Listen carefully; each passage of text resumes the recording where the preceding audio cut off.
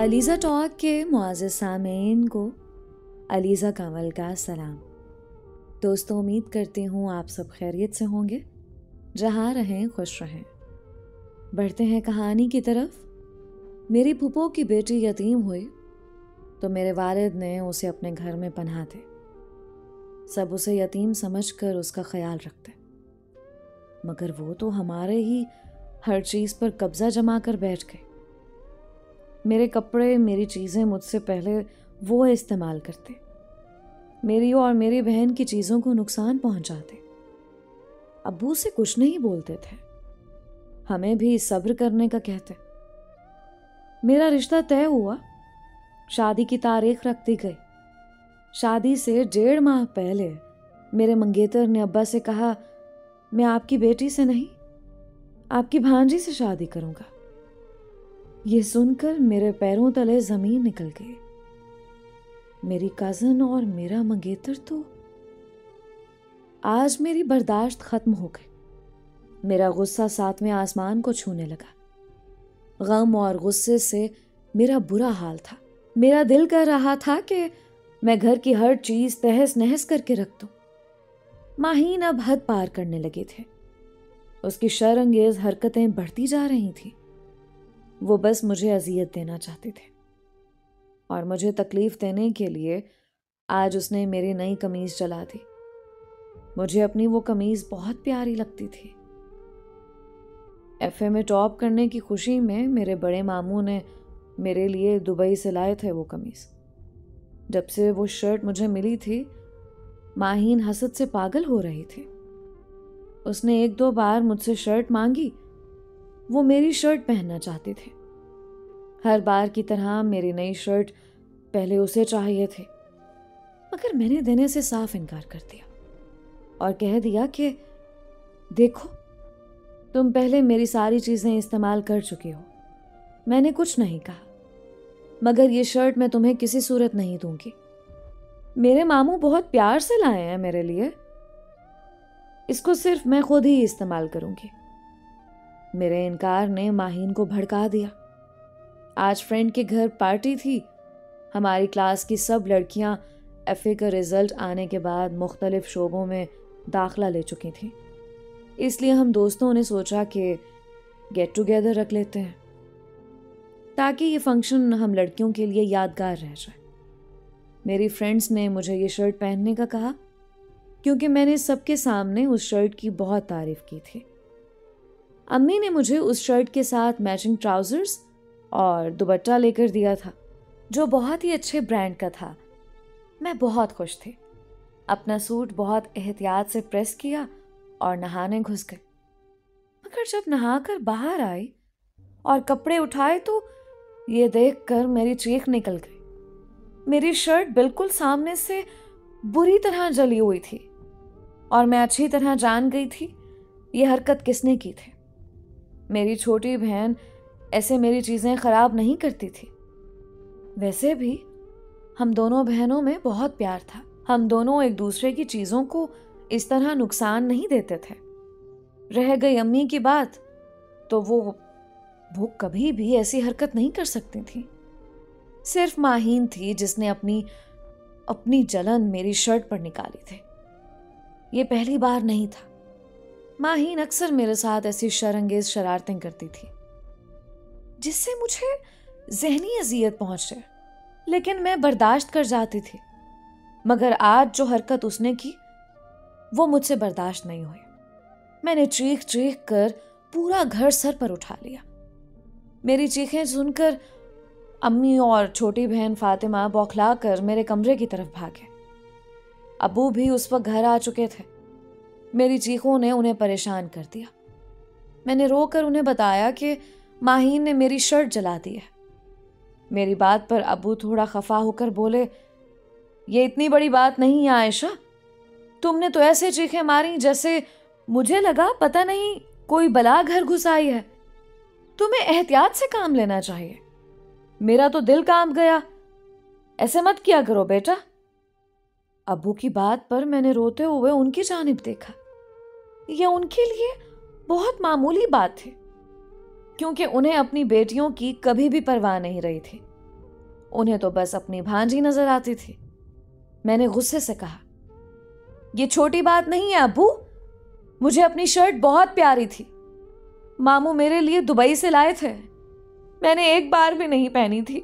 माहीन मेरी हर चीज इस्तेमाल कर लेती है, मगर मैंने कुछ नहीं कहा कि वो आपकी बहुत प्यारी भांजी है और आप उसकी आंखों में आंसू नहीं देख सकते, चाहे इस चक्कर में आपकी अपनी बेटियां कितनी दुखी क्यों ना हो। मगर आज मेरी बर्दाश्त खत्म हो गई है। इसे मेरे लिए आया हर गिफ्ट, हर चीज चाहिए। मेरी बर्दाश्त खत्म हो गई है। अब इस घर में या तो वो रहेगी या फिर मैं। मेरी बात पर अब्बू के चेहरे का रंग एकदम से बदल गया। कितनी देर बेयकीनी से वो मेरी जानिब देखे गए, फिर कहने लगे, मुझे नहीं मालूम था कि मैं माहीन की खातिर अपनी बेटियों की हक तलफी कर रहा हूं, उनका कोई हक अदा नहीं कर रहा। मुझे तो लगा था कि मैं अपनी तीनों बच्चियों में बराबर का सलूक कर रहा हूं, मगर आज तुमने मुझे एहसास दिलाया मैं मुनसिफ नहीं हूं। यतीम मस्कीन बच्ची को घर लाकर मैंने गलत किया। माहीन की तरफ से मैं माफी मांगता हूं। मैं उसे सख्ती से मना कर दूंगा कि आज के बाद तुम बहनों के कमरों में नहीं आएगी और न तुम्हारे किसी चीज को हाथ लगाएगी, मगर उसे घर से निकालने वाली हरकत मैं नहीं कर सकता। अल्लाह से डरता हूं, अगर मेरी बच्चियां ऐसे यतीम मस्कीन होती और उनके सर पर कोई आसरा ना होता तो क्या होता। अब्बू की बात पर मुझे अपनी गलती का एहसास हुआ। मैं गुस्से में बहुत गलत बोल गई थी। अम्मी ने मुझे तंबीही नजरों से घूरा और अब्बू से कहने लगी, आप अपने कमरे में जाकर आराम करें, मैं आयशा को और सूट निकाल देती हूँ। बच्ची है, नया सूट खराब होने की वजह से बिगड़ गई है, आप दिल छोटा ना करें। माहीन की हरकत ने अम्मी को भी दुखी किया था, मगर अब्बू की खातिर खामोश रही। अब्बू ने माहीन को बुलाया तो मासूम सा चेहरा बनाकर आ गए, यूं जैसे उससे ज्यादा मासूम और मजलूम इस दुनिया में कोई था ही नहीं। उसे देखकर मेरे जख्म फिर से हरे हो गए। अब्बू ने माहीन को आराम से समझाया, बेटे ये अच्छी बात नहीं है, अगर आपको ये शर्ट इतनी पसंद आ रही थी तो मुझे बता देती, मैं आपके लिए और मंगवा देता, मगर आयशा का गिफ्ट खराब करने की जरूरत नहीं थी, उसे उसके मामू ने बहुत प्यार से लेकर दी है।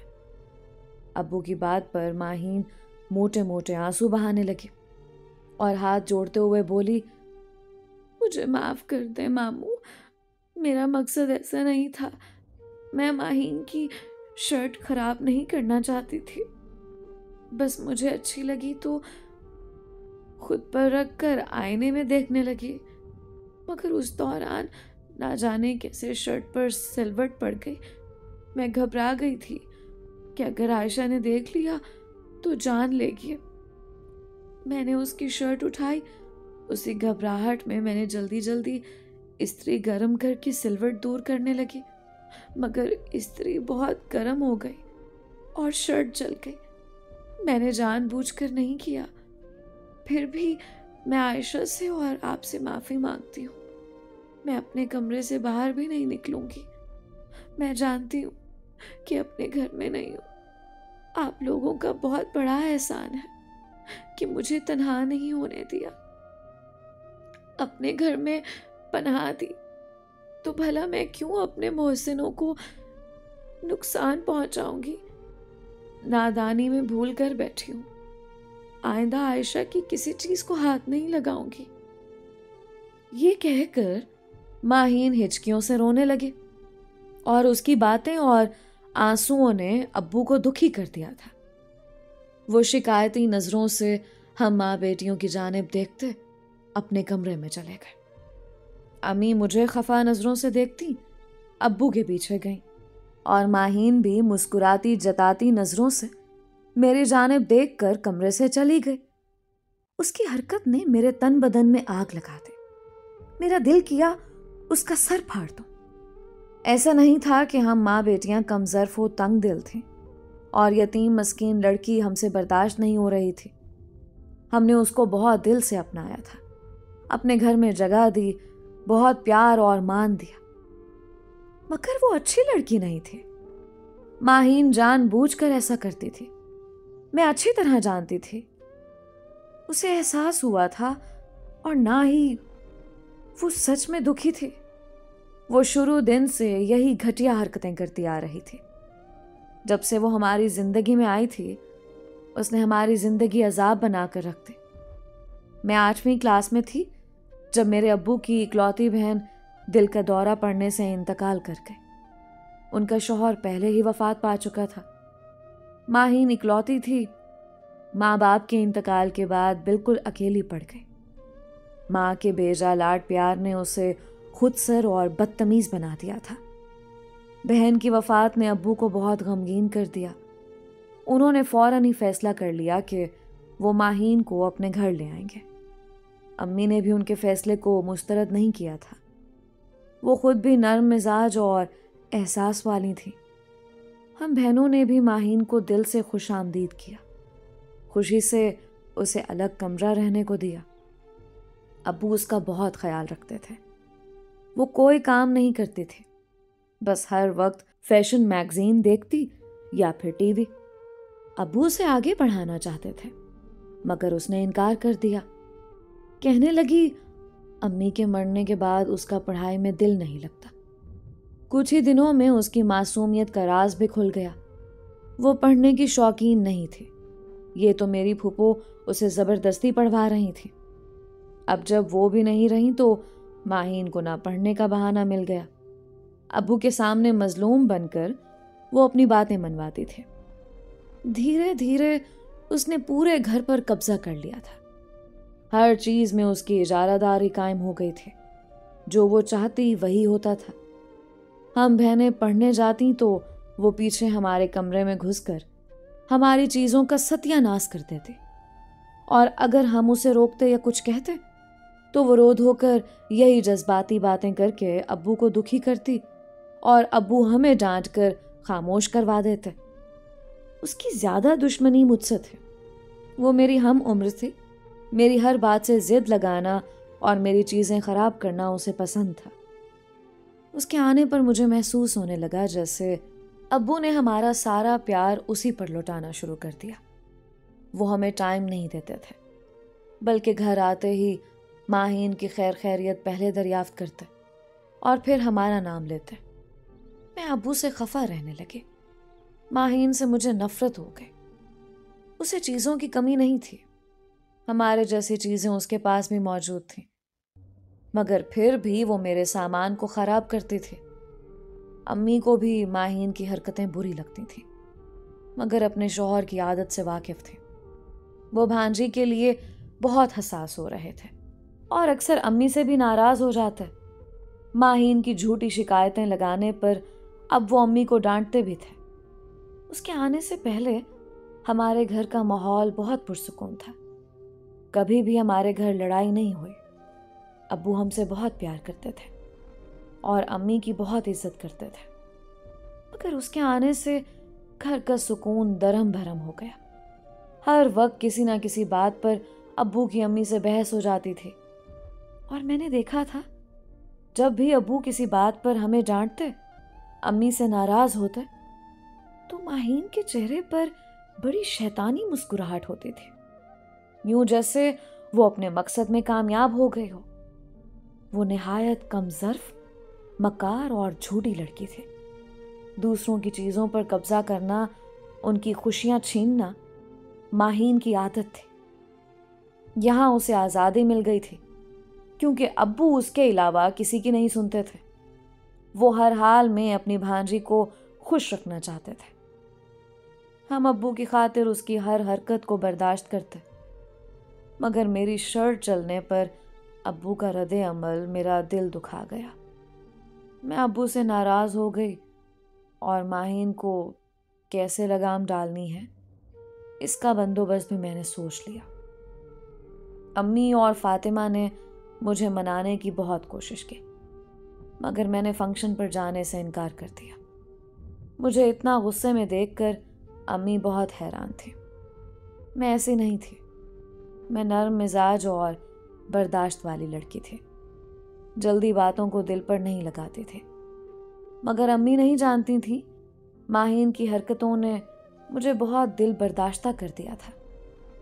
उसकी हरकतों पर अब्बू उसे कुछ नहीं कहते थे, उल्टा मुझसे नाराज हो जाते। मुझे मनाने की खातिर अब्बू मेरे लिए बाजार से मेरा फेवरेट खाना लाए और बहुत ही खूबसूरत जोड़ा भी लाए। अगले रोज़ से मैंने और फातिमा ने एक काम किया कि कॉलेज जाते वक्त अपने कमरे को ताला लगा कर जाते। अब्बू चूँकि हमसे पहले ही ऑफिस चले जाते थे और शाम को वापस आते, इसलिए उन्हें पता नहीं चल सका कि हम बहनें कमरे को बंद कर जाती हैं।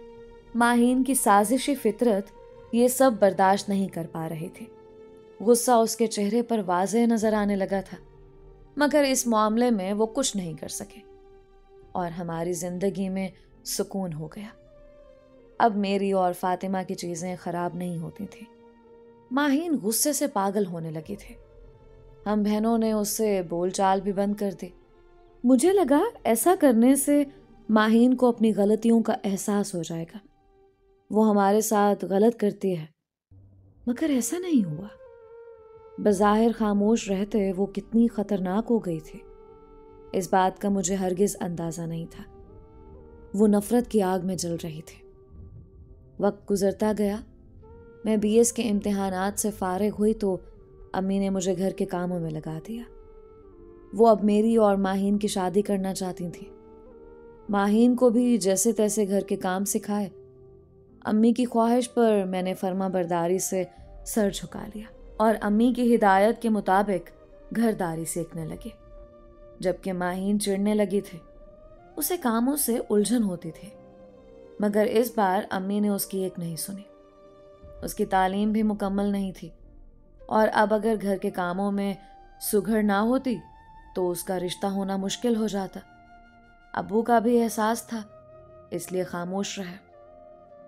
हमारे रिश्ते आने लगे, मगर अभी तक कोई रिश्ता अम्मी अब्बू के दिल को नहीं लग रहा था और माहीन के लिए तो रिश्ता ढूंढने में बहुत मुश्किल हो रही थी। उसकी तालीम कम थी और खुद सरी लोगों की नज़रों से पोशीदा नहीं रहती थी, बजाय इसके कि माहीन इस बात का एहसास करते और खुद को सुधारते। इस सब का इल्ज़ाम भी मेरे सर पर डाल दिया। अम्मी उसकी वजह से बहुत परेशान थी। एक रोज़ एक अनजान औरत हमारे घर आए। मैं उस वक्त घर की सफाई कर रही थी। मुझे मालूम नहीं था कि वो कौन लोग हैं। उस औरत ने सर से पैर तक मेरा जायज़ा लिया और बहुत अपनायत से बात करते हुए अम्मी का पूछा, तो मैंने उन्हें ड्राइंग रूम का रास्ता दिखा दिया। थोड़ी देर बाद मालूम हुआ कि वो लोग रिश्ते के लिए आए थे। अम्मी ने माहीन को उनके सामने किया तो वो औरत साफ गोई से बोली, माशाल्लाह प्यारी बच्ची है, लेकिन आप उसे बुलाएं ना जिसने हमारे आगे दरवाज़ा खोला था। मुझे तो वही बहुत पसंद आई है। उस औरत की बात पर अम्मी गड़बड़ा गई, जबकि माहीन गुस्से से आग बगोला होते हुए कमरे में से चली गई। उसके बाद अम्मी ने बहुत कोशिश की कि उन लोगों को माहीन किसी तरह पसंद आ जाए, क्योंकि रिश्ता चौधरी के घर से आया था जो बहुत पैसे वाले थे। लड़का डॉक्टर था, शहर में उसका ज़ाती घर था, जबकि बाकी सब घर वाले अपने गांव वाली हवेली में रहते थे। उस औरत के ठाट बाट देखने वाले थे। रिश्ता लाने वाली ने लड़के की बहुत तारीफ की, मगर उस औरत की सुई अड़ गई कि वो मुझे ही अपनी बहू बनाएगी। तब उनसे कुछ दिन सोचने का वक्त मांगकर अम्मी ने अब्बू से मशवरा किया। अब्बू ने भी उस लड़के की छानबीन करके मेरे रिश्ते की हाँ कर दी कि ऐसे रिश्ते बार बार नहीं आते। रिश्ता हो जाने पर मैं बहुत खुश थी और शर्माई हुई थी, जबकि माहीन का गुस्से से बुरा हाल था। मैं खुश थी कि पहली बार अब्बू ने मेरी साइड ली है। अपने होने वाले शौहर के हवाले से मैंने बहुत से ख्वाब सजाए, मगर मैं नहीं जानती थी माहीन कैसा घिनौना खेल खेलने वाली है। मेरे रिश्ते की बात फाइनल होने पर मेरी नंदें आईं।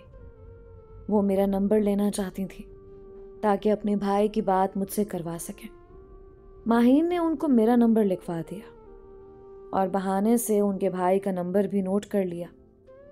अम्मी शादी से पहले राब्तों के हक में नहीं थी, इसलिए मुझे समझाया कि बात मुख्तसर करना और तरीके से समझा देना कि तुम शादी से पहले उसके साथ राब्ता नहीं रखना चाहते। यकीनन वो ये बात समझ जाएगा। मैंने अम्मी की हिदायत पर अमल किया और पहली कॉल पर यह बात कही तो मेरे मंगेतर नोमान को एतराज़ नहीं हुआ। उसने कॉल काट दी।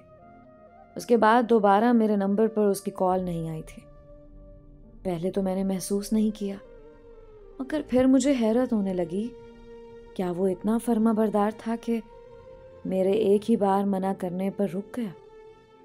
हालांकि कॉल के शौकीन लड़के ऐसी बातों को नहीं मानते।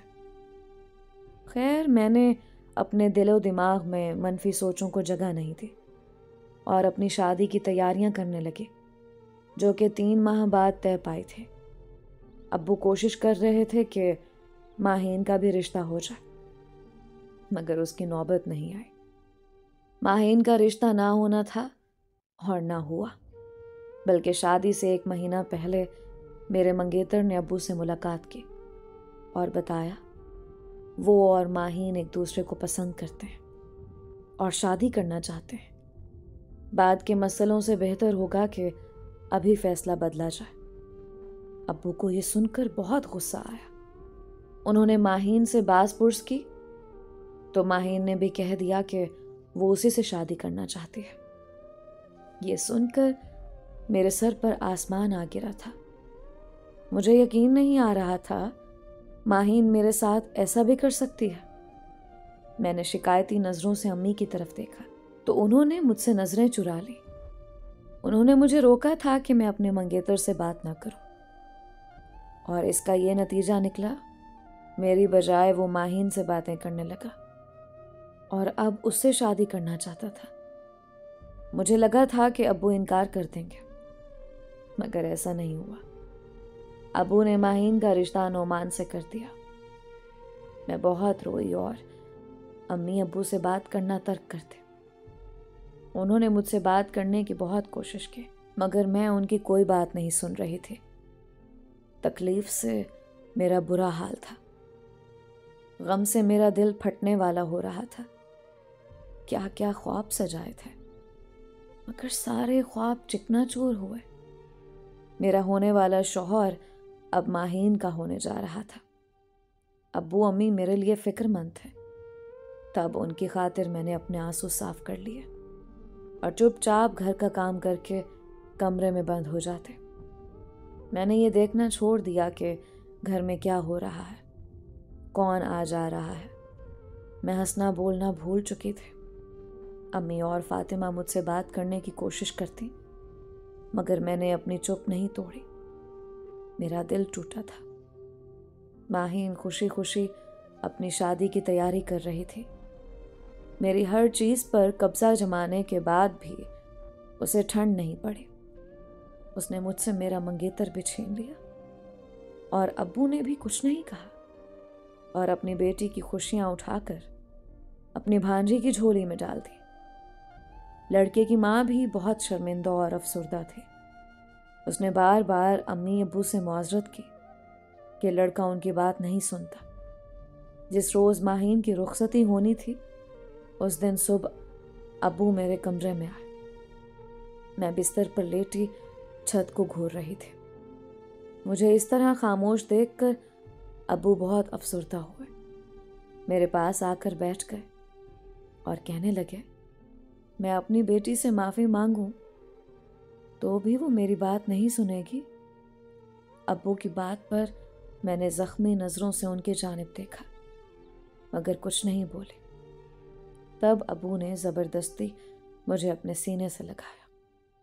मेरा माथा चूम कर बोले, तुम्हें लगता है कि मैंने अपनी बेटियों को नज़रअंदाज कर दिया और सिर्फ अपनी भांजी को नज़रों में रखा और उसकी खुशियों का एहसास किया?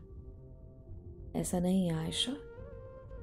मानता हूं मैंने माहीन की हर बात पूरी की, इसलिए नहीं कि वो मुझे अपनी बेटियों से ज़्यादा प्यारी थी, इसलिए कि यतीम मस्कीन थी।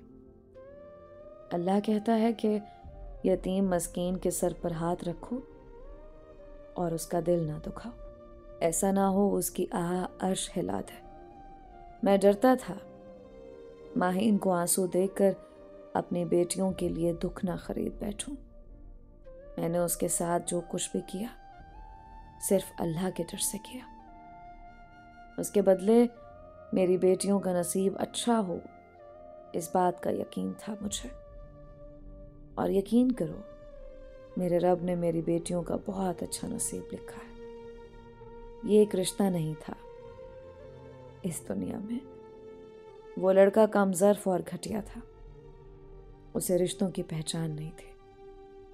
अगर तुमने उससे बात नहीं की तो उसने फ़ख्र महसूस नहीं किया कि उसकी होने वाली बीवी बाकिरदार और बाहया है, बल्कि अपनी मंगेतर की कज़न से राब्ता बढ़ा लिया। यह आला किरदार मर्दों की निशानी नहीं होती बेटा, और ऐसे मर्द कभी भी किसी औरत को खुश नहीं रख सकते। इसलिए मैं इस रिश्ते के ख़त्म होने पर दुखी नहीं हूँ। रही बात माहीन की, तो उसने ये रिश्ता अपनी मर्जी से चुनकर अपने पैरों पर कुल्हाड़ी मारी और अनजाने में तुम्हें ऐसे मर्द से बचा लिया। ऐसा नहीं कि माहीन की शादी की तैयारियों में मैं तुम्हें भूल गया, बल्कि मुझे तुम्हारी उससे कहीं ज़्यादा फिक्र थी।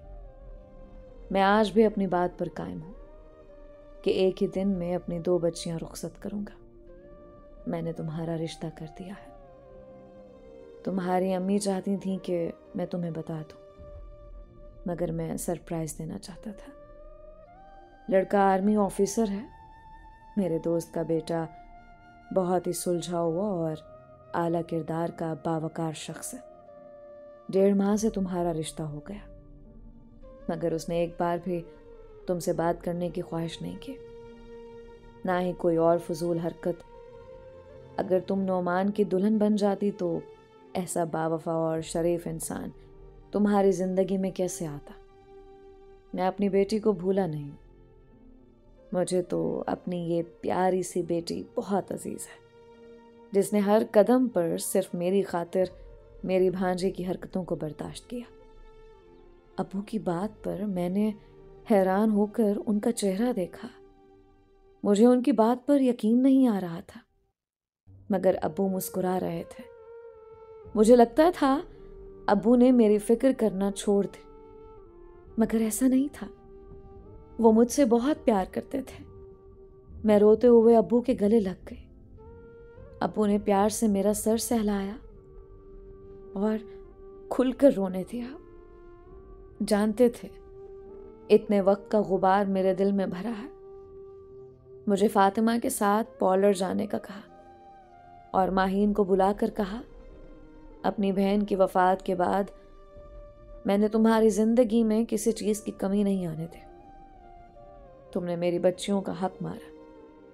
मैं इस बात से अनजान नहीं था, मगर खामोश रहा। अगर तुम्हें कुछ कहता तो तुम्हें लगता मैं तुम्हारे साथ नाइंसाफी कर रहा हूं। लिहाजा तुम्हें समझाने के बजाय मैंने अपनी बेटियों को सब्र करना सिखा दिया। तुमने तो मेरे प्यार का भी ये सिला दिया कि मेरी बेटी के मंगेतर को वरगला कर अपनी राह सीधी की। मुझ पर यकीन ही नहीं रखा तुमने। मैं तुम्हारा अच्छे इंसान से रिश्ता करता। अब ये रिश्ता तुम्हारी अपनी मर्जी से हुआ है। नामहरम से रवाबित बढ़ाकर तुमने मेरी इज्जत पर खाक डाली है। अब मैं चाहता हूं कि अच्छा या बुरा जैसा भी हो, तुम गुजारा करना। कभी मेरे पास शिकायत मत लाना। मैं नहीं सुनूंगा और ना तुम्हारा साथ दूंगा। अब्बू की बात पर माहीन का रंग उड़ गया। उसने तो ये सब सोचा ही नहीं था। उसने बड़ी कोशिश की अब्बू को मनाने की, मगर नाकाम रही। रुखसती के वक्त मुझे भी दुल्हन बना देखकर उसकी आंखें खुली थी। मेरी तरह वो भी मेरे रिश्ते से नावाकिफ थे। मैं धड़कते दिल के साथ असद के हमराह रुखसत हो गई। मुझे बहुत घबराहट हो रही थी, मगर असद ने बेपनाह मोहब्बत से मेरे सारे वहम दूर कर दिए। उन्होंने साबित किया कि अब्बू ने मेरे लिए बेहतरीन मर्द चुना था। मैं बहुत खुश थे, जबकि माहीन ने अपने लिए गड्ढा खोद लिया। नौमान से चक्कर चलाकर उसने अपना किरदार मशकूक बनाया। यही वजह थी कि शादी के कुछ वक्त बाद ही नौमान उसे गांव ले गया। वो उसे शहर में नहीं रखना चाहता था। उसे माहीन पर शक था और माहीन अकेले घर में ऐश करने का ख्वाब लेकर अब गांव की खाक छान रही थी, जहां एक अदद करख्त सास और झगड़ालू नंदे मौजूद थी। दोस्तों, ये थी आज की कहानी। इसीलिए कहा जाता है कि आमाल का दारो मदार नीयतों पर होता है। इसलिए अपनी अच्छी नीयत रखें ताकि आपको अच्छा ही मिले। आप सबके प्यार और सपोर्ट का बेहद शुक्रिया। आज का स्पेशल थैंक्स मिस नगमा का, जो कि इंडिया से बिलोंग करती हैं, और मिस आलिया का, जो कि सियालकोट पाकिस्तान से बिलोंग करते हैं। अगर आपने अभी तक हमारे चैनल को सब्सक्राइब नहीं किया तो अभी सब्सक्राइब कर लें। मिलते हैं एक और नई और मुनफरिद कहानी के साथ। तब तक के लिए अलीज़ा कमल को इजाज़त दीजिए। मुझे अपनी ढेर सारी दुआओं में याद रखें। अपना और अपनों का बहुत ख्याल रखें। अलीज़ा कमल को इजाज़त दीजिए। अल्लाह हम सब का हामी और नासिर रहे।